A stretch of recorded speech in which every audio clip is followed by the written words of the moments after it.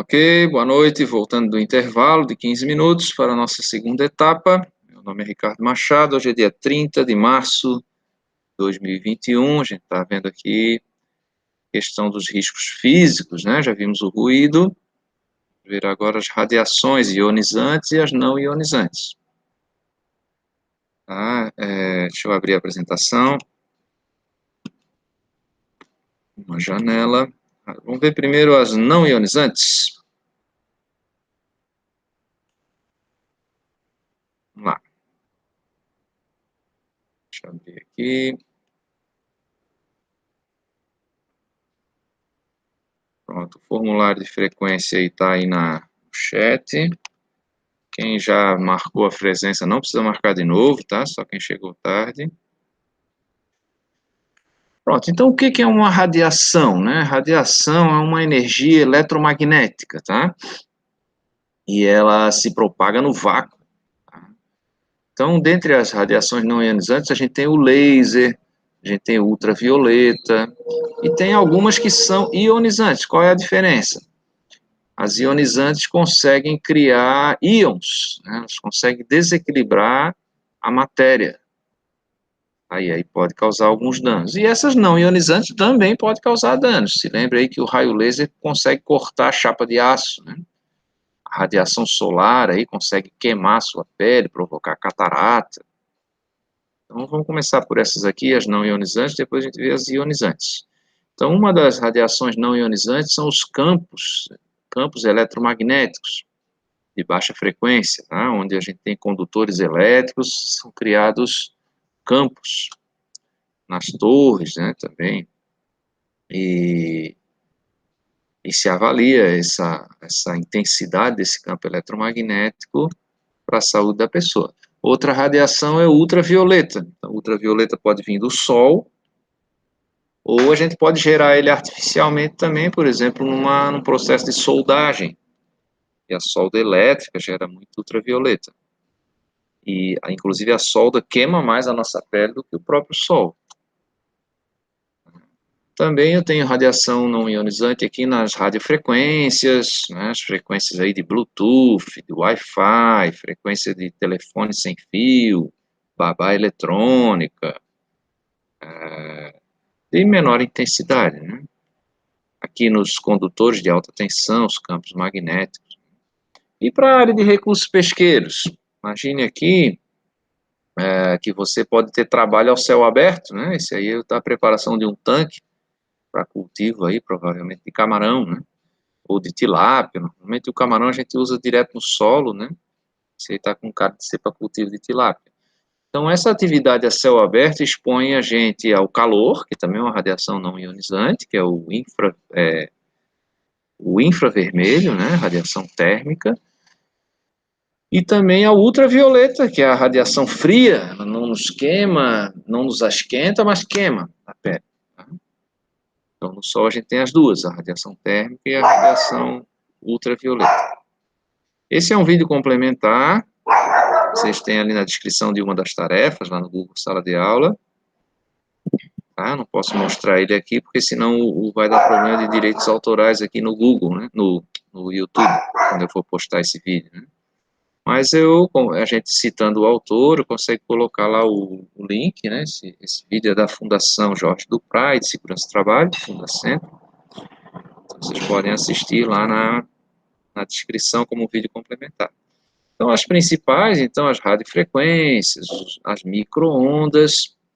Vocês devem ter em casa um forno de micro-ondas, né? O que acontece com o forno de micro-ondas? Ele consegue emitir uma frequência e consegue excitar a molécula de água na frequência de ressonância e ela ferve, vai aquecer. Então, por isso você põe ali um prato no forninho de micro-ondas, aquela comida que tiver mais água esquenta mais. Você põe macaxeira com carne de sol, você vai ver que a macaxeira esquenta mais do que a carne de sol, porque tem mais água na macaxeira do que na carne de sol. Tá? Tem também o laser, um laser, que é um tipo de laser, ultravioleta, e o infravermelho, que é a radiação térmica. Também a luz visível, que é importante para a gente, né? Então tem essa escala lá, começa lá com os campos elétricos, depois vem as radiofrequências, depois vem ali a luz visível, e aí eu tenho ultravioleta. Acima do ultravioleta, a gente já começa com as radiações ionizantes, né? As que têm mais frequência, maior frequência, elas são mais penetrantes e elas conseguem alterar o equilíbrio da matéria. Então, o raio-x, os raios gama, estão bem acima do ultravioleta, né? Abaixo da luz visível, a gente tem o infravermelho, que são as radiações térmicas. Acima do visível, tem o ultravioleta. E aqui alguns conceitos, só para vocês entenderem que existe um comprimento de onda, essa letra grega aí, o lambda, né? E quanto mais ondas passam no tempo, maior é a frequência, né? A frequência a gente mede em hertz. Quanto maior a frequência, a partir de determinada frequência super alta, aí eu vou ter as radiações ionizantes. Todas elas podem nos dar problemas de saúde, tá? Em maior ou menor intensidade, depende da frequência, da intensidade, da potência ali, né, dessa onda, e o meu tempo de exposição também. Então, aí alguns campos eletromagnéticos aí, ó, provocados por emissão de corrente elétrica, as micro-ondas também, dos sinais de transmissão, essas são antenas de transmissão de dados, né, de telefonia. Ultravioleta, que eu posso ter no Sol, você já deve ter observado que o Sol nasce vermelho, né? Na verdade, não é o Sol que muda de cor, tá? É a camada de atmosfera que vai aumentando ou diminuindo em função do ângulo que o Sol está. Então, imagina lá, está nascendo o Sol, e muitas vezes essa cena aí dentro da água, pescando com meu pai, né? Então aparece lá o solzinho vermelhinho, vai ficando amarelo, depois fica branco, e no fim da tarde ele vai ficando amarelinho de novo e vermelhinho, né? E vai ter o pôr do sol.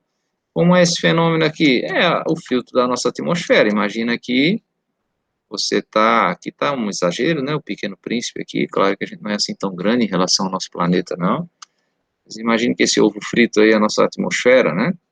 O planeta é a gema e a clara é a atmosfera.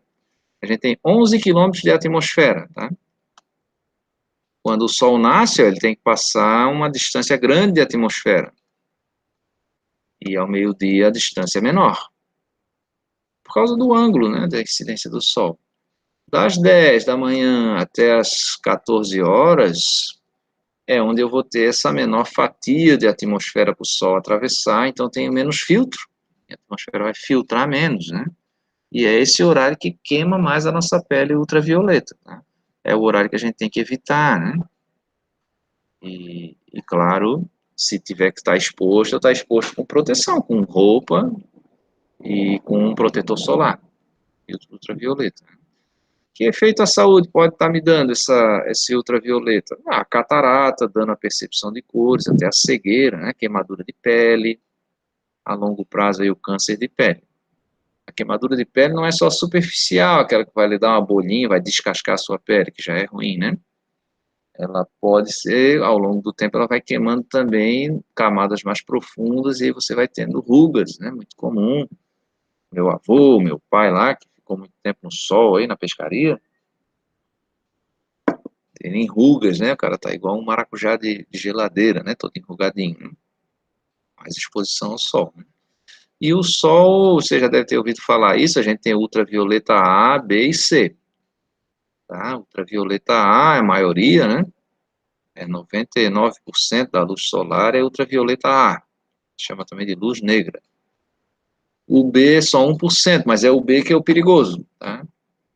Que me queima mais. Só esse 1% aí já me queima muito. Tá? E o ultravioleta C, felizmente, ele não consegue passar da nossa atmosfera. Tá? Ele fica filtrado lá pela famosa camada de ozônio. E existem lâmpadas que emitem ultravioleta, você já deve ter visto em laboratório aí, nos nossos laboratórios lá de microbiologia. Lá também no Recursos Pesqueiros também, a gente tem lâmpadas de ultravioleta em alguns laboratórios lá. Para que serve ele? Ah, para ter efeito germicida, para esterilizar aquela bancada, né? Então, dentro de uma capela química, normalmente, a gente usa lá a lâmpada ultravioleta para matar micro-organismos, né? É claro que eu tenho que ter um filtro lá, uma janela de filtro, para não queimar a nossa mão, o nosso corpo, né?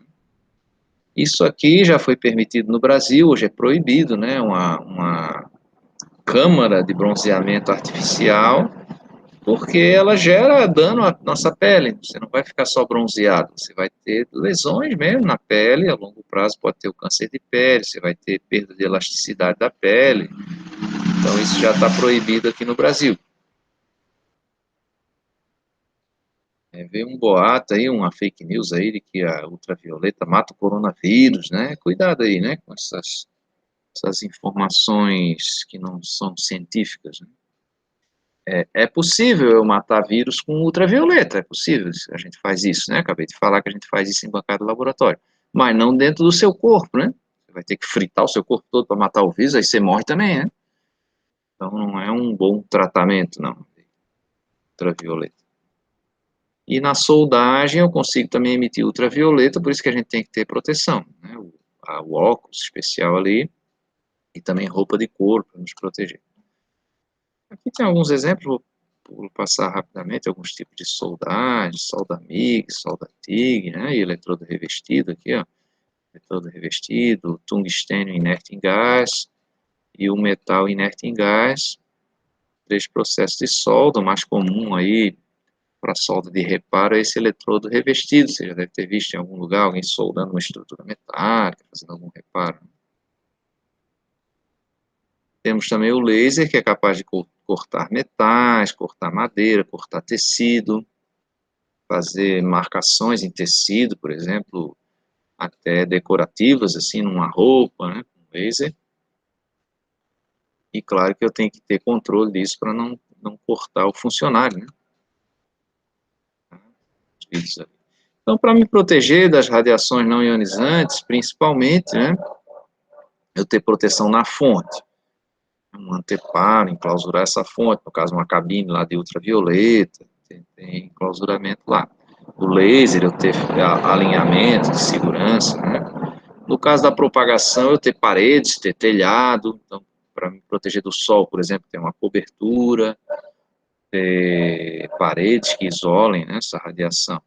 E no trabalhador, a questão do EPI, óculos de segurança, com filtro para ultravioleta, filtro para soldagem ali, cremes protetores da pele, vestimentas com pigmentação ultravioleta, a roupa de raspa de couro para proteger do ultravioleta da soldagem, né, máscaras e luvas também, né? No caso aí do trabalho a céu aberto, trabalho em embarcações, aquela camisa ultravioleta, creme protetor, óculos de sol, e chapéu, vão ajudar. E também o horário de exposição ao trabalho, se a gente puder evitar esse horário das 10 da manhã até as 14 horas, melhor. Aqui alguns óculos para soldagem, esse de cima é para soldagem por maçarico, e esse aqui de baixo para solda elétrica, que eu tenho que proteger o rosto também. Tá? E tem os filtros, ó, para solda, você usa o solda elétrica, você usa o filtro 12, para solda a gás de maçarico, a gente usa o filtro 6. E solda elétrica de alta potência, que não é muito comum, mas para a indústria, né, a gente usa lá o filtro 14. Então, tem normas aí que vão estar definindo, né, esses filtros aí para cada tipo de situação. Filtro de lente de óculos, né? Existe também óculos transparente que protege o ultravioleta, tá? O ultravioleta não é uma luz visível. Esse meu óculos aqui protege contra a ultravioleta. Tá? Mas qual é o problema? Quando eu tenho ultravioleta solar, eu também tenho a luz visível, né? Então eu vou ter o tal do ofuscamento do meu olho, e aí nesse caso é melhor ter um óculos escuro. Aqui roupas, né, para soldagem, cremes protetores, né? Tem vários aí. A touca árabe para trabalhar a céu aberto. Então, várias proteções aí, vários cuidados que a gente vai ter que ter. Vocês aí na área de recursos de pesquisa, vocês podem ter lâmpada ultravioleta, por exemplo, num laboratório lá, numa empresa de processamento de camarão, onde você tem que fazer amostras lá, controle microbiológico, você pode ter a lâmpada ultravioleta para esterilizar a bancada lá de laboratório, né? No trabalho nas fazendas, nas embarcações, o sol trabalha a céu aberto, né? Ultravioleta solar. Quem for trabalhar aí com construção naval, né, a questão do aço, né, você fazer a solda no aço, então ali também tem ultravioleta, perigoso. E tem também a radiação térmica, o infravermelho, né, no trabalho a céu aberto, principalmente, em operações de locais quentes, aí, casa de máquinas, motores, né. Então, das não ionizantes é isso, deixa eu parar a apresentação para a gente partir agora para as ionizantes. Vê lá. Deixa eu fechar aqui. Vamos agora para as ionizantes. Apresentação. Só um momento. Reação ionizante.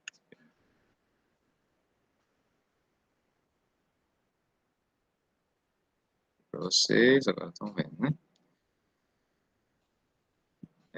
Vamos lá. Então, a radiação ionizante é aquela capaz de criar os íons. O que é um íon? A gente estudou lá para o Enem, né? Aquele átomo em desequilíbrio. Então, normalmente, você vai estar afetando aqui, se você tirar um elétron do átomo, rapidamente ele entra em equilíbrio, novamente, né? Ele captura um elétron de outro átomo da molécula lá e entra em equilíbrio. Mas se você alterar o núcleo, né, aí ele vai ter que estar emitindo radiação para poder compensar essa perda. Se você arrancar lá um nêutron, né, ou um próton lá do núcleo do átomo. Então, para isso, eu preciso de muita energia, no mínimo 10 elétron-volts. Muita energia, né? Muita potência. E a gente consegue isso com alguns tipos de radiação. O exemplo clássico aí é o raio-x. Então, imagine esse átomo aí, esse modelinho sistema solar, né? Você vai ter um núcleo, a massa do átomo está toda no núcleo, e orbitando. Hoje em dia a gente sabe que não é assim uma órbita fixa, na verdade é uma nuvem de elétrons que circula ao redor desse núcleo, e essas posições aí, nessas trajetórias, é uma probabilidade do elétron estar ali. Tá? Mas eu tenho uma nuvem de cargas negativas ao redor de um núcleo positivo. E quando eu consigo emitir ali uma radiação, que eu consiga desequilibrar isso, o átomo acaba emitindo também de volta uma energia para entrar novamente em equilíbrio, né? E essa emissão é o que a gente chama de radioatividade. Alguns elementos têm radiação e isso demora muitos anos até ele perder essa energia, né? Então, às vezes a gente encontra alguns aí, os mais famosos aí são o plutônio, o urânio, que emitem uma quantidade de radiação maior, e a gente pode até refinar eles para usar, por exemplo, para energia nuclear, aí para gerar energia elétrica, né? A bomba nuclear, que se usou aí na Segunda Guerra Mundial, né? Teve toda a Guerra Fria depois da Segunda Guerra Mundial. Então, feita aí com esses materiais radioativos. Então, eu tenho radiação alfa, beta e gama. Tá? Alfa e beta são radiações de partícula, e o gama é radiação puramente eletromagnética. E um dos exemplos da radiação gama, um pedaço da faixa de frequência da radiação gama aí, é o raio-x, que a gente usa para diagnóstico, né, radiodiagnóstico, e a gente usa também na soldagem, na indústria naval, aí, para poder analisar se aquele metal tem fissuras, se tem trinca. Eu posso bater um raio-x da chapa do navio ali, do casco do navio, para ver se ele está trincado. As unidades que a gente usa são várias aí, mas para a exposição do trabalhador, a gente usa o sievert. Esse último aqui, o equivalente de dose. Então, quanto que um ser humano pode receber de radiação vai ser medido em sievert. Então, todos nós, vocês estão agora aí também recebendo radiação. A gente recebe raios cósmicos, a gente tem um filtro aqui da nossa atmosfera, né? Mas se você for ali para a Lua, por exemplo, ou ficar em órbita aqui da Terra, você vai estar já recebendo mais radiação ionizante dos raios cósmicos. Então tem que ter ali uma blindagem na minha espaçonave, né? Quando a gente for colonizar Marte lá, por exemplo, não tem atmosfera, ou tem atmosfera muito fraquinha, vamos ter que ter lá abrigos, né, para essa radiação, para se poder viver sem receber a dose maior do que o permitido. A gente pode receber 20 milésimos de sievert por ano. Né? Esse é o nosso limite de dose. Então, você come aí uma banana, você está recebendo um pouquinho. Aqui tem esse gráfico, eu traduzi ele. Ó. Você vai lá tirar um raio-x do seu dente, né? Lá no consultório lá do IF. 5 microsieverts, 5 milionésimos de sievert. Tá? Se você vai comer uma banana, 0,1 milionésimo de sievert. Por que a banana tem radiação? Porque as plantas, elas capturam o dióxido de carbono da atmosfera, né? E ali a gente tem carbono radioativo. Então, ao longo da vida da planta ali, ela vai absorvendo. Se a gente comer ela, a gente também absorve essa radiação. É por isso que a gente consegue fazer a famosa datação de carbono, né? Você pega uma coisa morta, uma coisa que já foi viva, né? E você mede a radiação do carbono dessa coisa e compara com a que ainda está viva. E aí você vai ver quanto que decaiu, você consegue calcular a idade, por exemplo, aí de uma planta morta aí, de um osso de uma pessoa, você consegue descobrir, ó, isso aqui tem 10 mil anos, né, pela datação de carbono da radiação que essa pessoa recebeu enquanto estava viva, que essa árvore recebeu enquanto estava viva. E se você sair das camadas mais superiores da atmosfera, você recebe mais radiação, porque você tem menos filtro da atmosfera, né? Então, um voo ali de Salvador até Buenos Aires, ó, 40 milionésimos de sievert. Tá? E uma tomografia, olha só, tomografia computadorizada, ó. Enquanto no raio-x de braço lá você recebe 1 milionésimo de sievert, que é um microsievert, numa tomografia você recebe 7 milésimos, é bem mais, né? De sievert. Se lembra que a gente só pode receber 20 milisievert, 20 milésimos de sievert por ano. Então, só posso fazer 3 tomografias por ano, e já estou excedendo a minha dose, porque 3 vezes 7 já vai dar 21. Né? Então, tirei um raio-x do dente, já vou morrer de radiação? Não, é muito pouquinho, né? Mas uma tomografia dá uma quantidade boa. Tá? Então, essas faixas de frequência acima do ultravioleta, ali, ó, da direita, já começa o raio-x e depois os raios gama, né? São as radiações ionizantes. Tá? Aqui o minério do urânio, né? É claro que existe todo um processo, é uma coisa até secreta, regulada, né, pelas Nações Unidas aí, do refino do urânio. Né? O Brasil tem minas de urânio, e o Brasil refina urânio para fazer combustível nuclear, que é o combustível lá das usinas de Angra 1, né, Angra 1 e Angra 2, estamos construindo ainda a Angra 3, para gerar calor, né, lá, e esse calor esquenta a água, e essa água gira uma turbina, esse vapor da água aí gira uma turbina que gera eletricidade, né? Mas eu posso ter o uso também militar de construir a bomba atômica, né? Então, por isso que isso é regulado pelos países que detêm a tecnologia, para evitar, claro, uma guerra nuclear, um atentado terrorista nuclear aí. Esses símbolos aqui, né, confundem um pouco, são todos errados aí, mas estão misturando aquele de cima da biossegurança, né? Na verdade, deveria ser com fundo branco, e não tem aquele triângulo lá no meio, e esse aqui debaixo da radiação. Esse aqui é o símbolo certo da radiação ionizante. As principais, raio-x, raio gama. O raio gama é aquele que a gente faz a mamografia, né, o exame para ver o câncer de mama, né, preventivo do câncer de mama. E tem também os radioisótopos, que são materiais radioativos, como aquela história lá do Césio-137, que vazou lá em Goiânia, né, 1986, se não me engano, 87. Então, eu tenho ali um material radioativo. O raio-x, ele é feito de maneira artificial, com energia elétrica, né?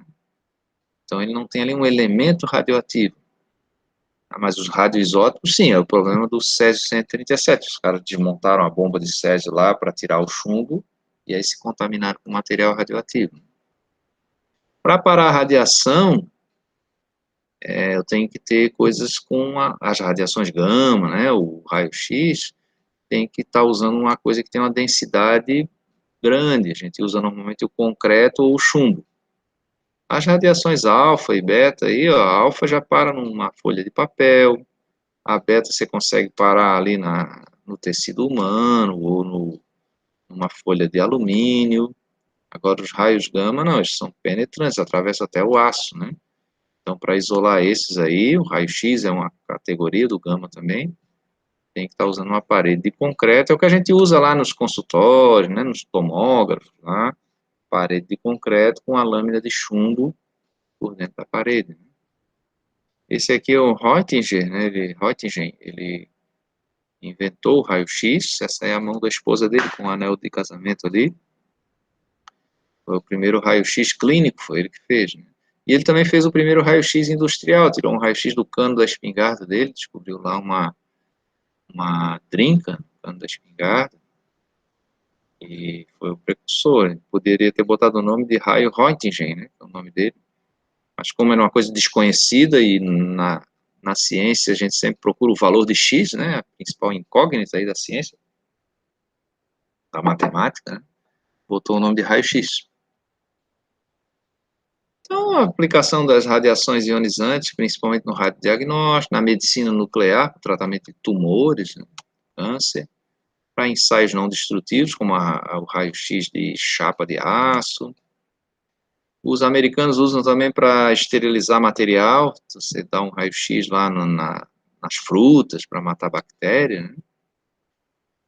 E também a gente usa para o macarrão, esse macarrão de copo aí, que a gente compra para botar água fervendo dentro do copo, ele é esterilizado com radiação. Também para segurança física, para detectar armas, explosivos, né, em aeroportos, em áreas de segurança. E a energia nuclear, no caso aí, para gerar eletricidade. Esse é o console aí de raio-x, você gera ele com eletricidade, colide elétrons lá contra um disco de cobre, ele emite raio-x, e a gente tem uma câmara aí circular de chumbo, com um pequeno furinho que a gente chama de obturador.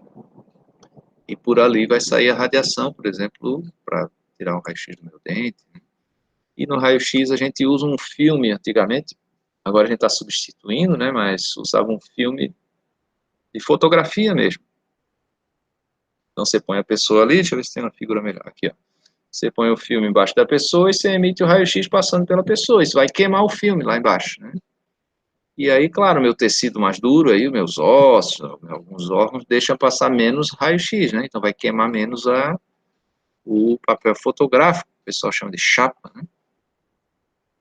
E aí lá na chapa eu consigo ver o desenho dos meus ossos, meus órgãos. Então, os mais modernos agora a gente troca esse filme fotográfico por um console eletrônico e aí eu vou ligar ele no computador e vejo a imagem na tela do computador.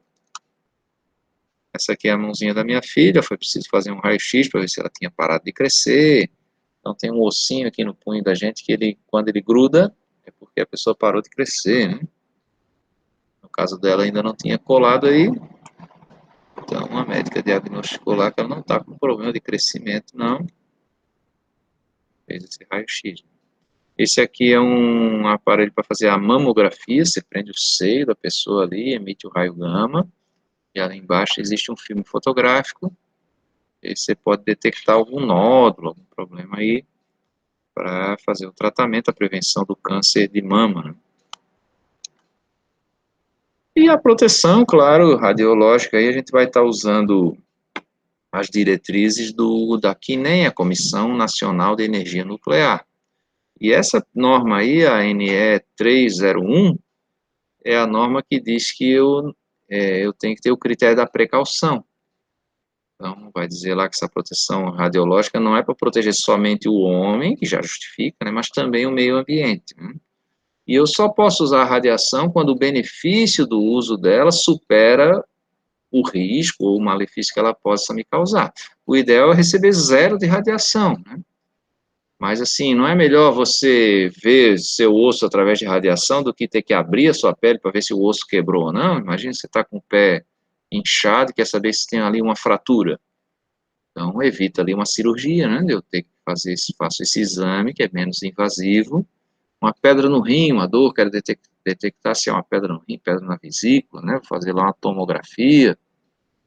Então, acabo tendo um ganho maior do que o prejuízo daquela dose. Lembrando que a gente pode receber até 20 milisievert por ano, né? Tá isso nessa norma também 301.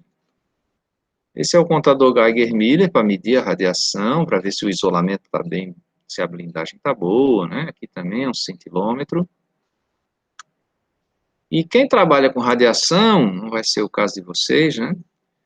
Mas ele usa esse broche aqui, dentro desse broche tem um filme fotográfico.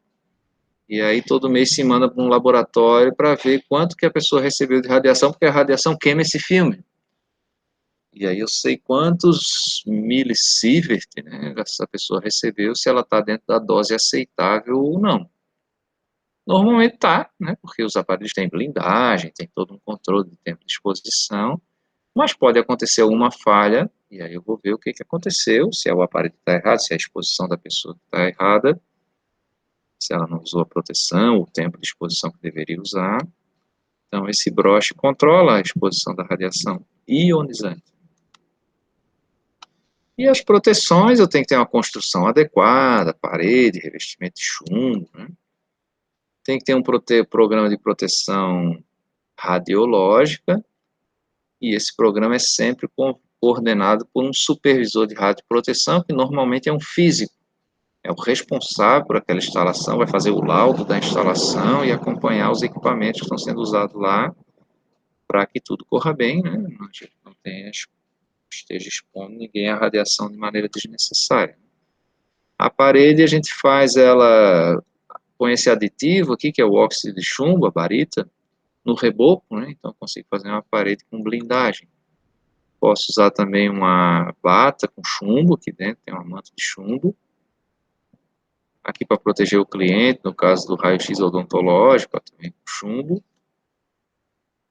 E esse vídeo complementar aí mostra a usina de Angra 1, lá, termonuclear. A pastilha nuclear é do tamanho de uma moeda de R$ 1, né? Você coloca várias delas dentro de um tubo, e essa vareta aí é uma vareta de combustível nuclear, então você tem que trocar isso dentro de um reator, claro, o reator tem toda uma blindagem para evitar que a radiação saia, mas essa radiação lá dentro do reator emite calor, né? Então com isso que a gente consegue aquecer a água e vai gerar lá a eletricidade na turbina, né? E essa água também tem que ser recirculada, tem que ser blindada para não emitir a radiação para o meio ambiente, nem para as pessoas, nem contamine nenhum rio, nem nada, né? Então tem lá toda uma blindagem. Aí esses filmes mostram, aí tem esses filmes, acho que eu botei como filmes complementares lá na nossa atividade. Tá? E claro, a gente só pode expor uma pessoa à radiação quando o benefício for maior do que o risco. E aí o supervisor de radioproteção, ele faz essa coisa da área livre, da área controlada. Deixa eu mostrar aqui, área supervisionada, que só pode entrar pessoa com supervisão. Então, no caso, numa clínica de raio-x, tem uma área livre, que é a sala de espera. Tem uma área controlada lá, onde só podem entrar pessoas com alguma supervisão, né? E uma área onde somente tem que ser monitorada e tem que ter um profissional responsável, que a gente chama de área supervisionada. É esse supervisor de radioproteção aí que faz isso. Essa aqui é a minha mão, aí eu estava medindo aí a radiação de umas rochas que a gente tinha aqui no campus Natal Central. Então, esse aparelhinho aqui mede, né, a quantidade, aí está dando 3 microsieverts, 3 milionésimos, 3,77 milionésimos de sievert, né? Isso aí é 23% do que eu poderia receber se eu passasse ali 8 horas por dia, né, nesse local. Tá? Então, a gente tem um museu de minérios aqui no campus central, Então, aquela rocha que tem radiação, pode guardar numa caixinha de chumbo lá, pode acontecer de alguma rocha ter emissão de radiação. Aqui eu estava testando se aquela parede, lá onde ficam essas rochas, tem a blindagem, né? Está passando a radiação para fora da parede. Ok, essas ionizantes não é bem o caso aí da prática do técnico de recursos pesqueiros, mas só passando para vocês para complementar aí o conhecimento de vocês, né? Então não é ficar assombrado porque viu uma radiação, mas a gente tem que ter precaução e ter as proteções, claro, né? Ok, gente, por hoje é só isso aí. E assinem o formulário de presença, vou botar de novo aí no chat. E se lembre de fazer as atividades. Quem não fez todas, eu vou deixar o diário aberto, repetir isso, né? E aí eu vou atualizando, tá? Se vocês quiserem saber as notas individuais de vocês, manda lá no WhatsApp um privado para mim, que eu mando para vocês uma tabelinha de quais notas vocês tirarem em cada atividade. Lembrando que é sempre bom você estar anotando essas notas, mas se alguém tiver dúvida aí de qual que não fez, né? Me peça no privado que eu mando para vocês um relatório individual, tá? Então tá, obrigado aí a atenção, tchau, tchau, vou parar aqui a gravação.